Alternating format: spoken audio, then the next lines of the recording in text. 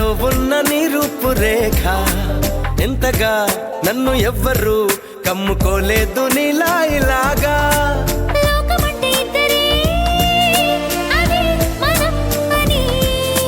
స్వర్గం అంటే ఇక్కడే అంటే సరే అని